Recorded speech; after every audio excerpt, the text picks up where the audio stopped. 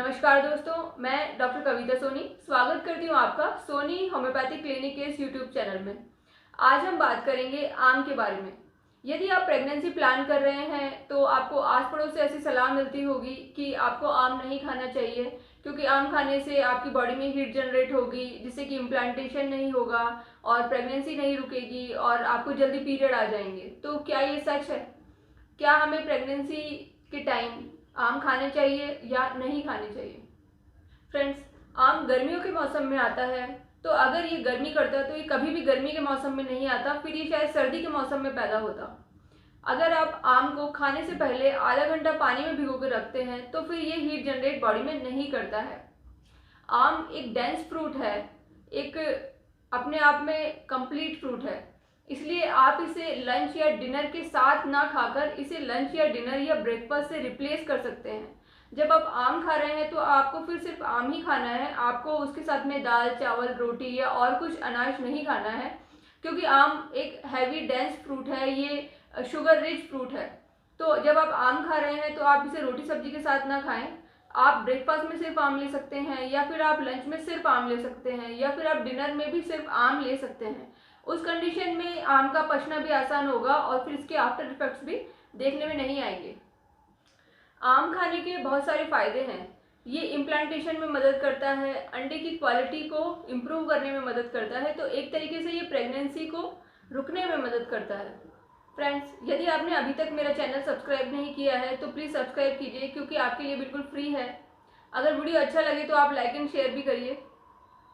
ये वीडियो आप एंड तक देखिएगा ताकि आपको आम के बारे में पूरी नॉलेज हो सके। प्रेगनेंसी प्लान करते हैं तो आपको कुछ फूड आइटम्स जो है को खाने के लिए मना किया जाता है, जैसे लहसुन, अदरक, गरम मसाले वगैरह, क्योंकि ये बॉडी में हीट जनरेट करते हैं और पीरियड जल्दी आ जाता है, इसलिए ऐसी गर्म चीज़ें खाने में मना किया जाता है। लेकिन आम गर्म नहीं करता है। ये अगर आपको बहुत ज़्यादा गैस करता है, अगर आम खाने से आपको मुंह में छाले हो जाते हैं, पिंपल्स निकलने लगते हैं, तो उस कंडीशन में हो सकता है आपको गर्मी कर रहा हो, तब फिर मेंसेस आने के 15 दिन बाद मीन्स इम्प्लांटेशन के बाद जो है वो आप आम खाना बंद कर दीजिए, फिर आप पूरे महीने आम मत खाइए। लेकिन ऐसे सिम्टम्स सब में नहीं आते हैं। यदि आपको आम खाने के बाद में पिंपल्स होना नहीं हो रहा है, मुंह में छाले नहीं हो रहे हैं, एक्ने नहीं हो रहे हैं, तो फिर आप पूरे महीने आप आराम से आम खा सकते हैं। यदि आप प्रेग्नेंट है तो आपको ब्रेकफास्ट, लंच या डिनर में से किसी एक आइटम को अवॉइड करके और फिर उसकी जगह आपको आम खाना है। और आप जो है दिन में एक आम से ज़्यादा मत खाइए, क्योंकि प्रेगनेंसी में अगर आप एक आम खा रहे हैं तो ये आपके विटामिन और मिनरल्स की पूर्ति कर देगा और फिर आप पूरे महीने मैंगो को एंजॉय कर सकते हैं।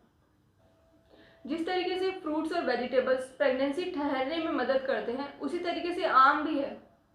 एक्चुअली आम गर्मी के मौसम में आता है। यदि ये गर्मी प्रोड्यूस करता है तो ये सर्दी के मौसम में पैदा होता, लेकिन लोग अपना दाल चावल सब्जी रोटी भी पूरा खाना चाहते हैं, उसके साथ फिर वो आम खाना चाहते हैं। और जब उनको गर्मी महसूस होती है, गर्मी निकलती है, उनको हीट प्रोड्यूस होती है, तो फिर वो इसका पूरा दोष जो है वो आम को दे देते हैं, जबकि इसका दोष फिर दाल रोटी को जाना चाहिए। ये कॉम्बिनेशन जो है ये गलत हो जाता है, ना कि आम खाना गलत है।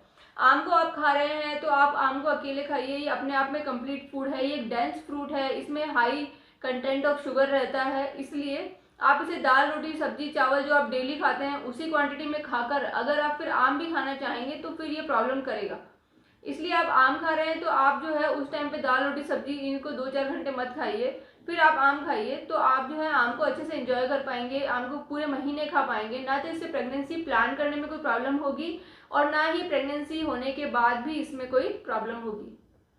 यदि आपको मैंगो खाने से पिंपल्स निकलते हैं, बॉयल्स निकलते हैं, मुंह में छाले हो जाते हैं, उस कंडीशन में फिर आपको आम खाना अवॉइड करना होगा, या फिर आप आम को आधा घंटा पानी में भिगोकर फिर उसके बाद में आप उसे खाइए। आम को आपको फ्रिज में नहीं रखना है, फ्रिज में रहने से वो ठंडा नहीं होगा। आप उसे नॉर्मल पानी में, सादे पानी में भिगोकर रखिए आधा से 1 घंटा, और फिर उसके बाद आप उसे खाइए, तो वो फिर आपको उतनी गर्मी नहीं करेगा। फिर भी यदि आपको ऐसे सिम्टम्स पिंपल्स के, एक्ने के या मुंह में छाले पड़ने के आते हैं, तो फिर आप जो है वो आम को ओवुलेशन के बाद मत खाइए। मीन्स अगर आपको मेंसेस हुई है तो मेंसेस के 15 दिन बाद जब ओवुलेशन होता है उसके बाद फिर आप पूरे महीने आम मत खाइए। यदि आपको कोई सिम्टम्स नहीं है तो फिर आप पूरे महीने आम एंजॉय कर सकते हैं। आम के अंदर अच्छी क्वांटिटी में विटामिन ए होता है, जो कि आपकी डेली विटामिन ए की नीड्स को पूरी कर देता है। आम के अंदर अच्छी क्वांटिटी में फॉलिक एसिड होता है और प्रेगनेंसी में तो फॉलिक एसिड खाने की सलाह दी ही जाती है।